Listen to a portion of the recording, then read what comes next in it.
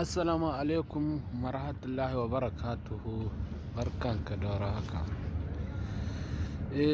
Sunana da farko dai Musubafu nake.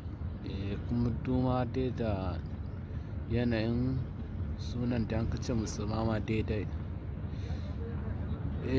Hamisu Breaker ko in ce Hamisu Breaker Ɗorayi. Duk da daman za ka yi mamakin sanin ya aka yi nasan sunan ka kai tsaye har kuma sunan garin da kake, ma'ana ma'aifarka kenan, hasan ba a na tushe. Allah sa dai za ka saurare ni, kuma Allah Ubangiji ya sa wani fassin inda nake ma in yi akan sa'a ka shaurare ni da kyau.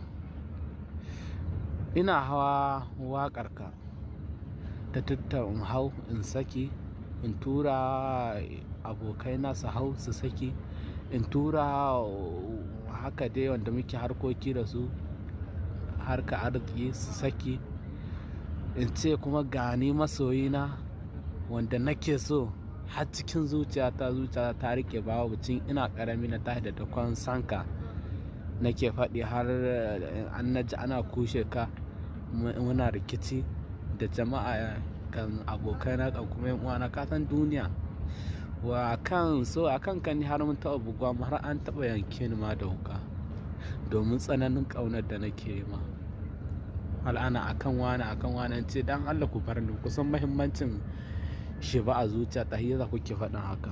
Abokaina duk suna mu magana wai suna tura ni akan wai ni na ɗauki sanka na sa a zuciya ta, na ce duk ba nan bane. So da ƙauna wani abu ne wanda an ya kama ka tsakanin kai da mutum za ka ji kawai ba ka iya gani ba ka ji, ai kai ka sani, kuma kai tsakanin kai da masoya kama a haryanka na waka da kake ka san komai. To so ina so ba na bane ka saura.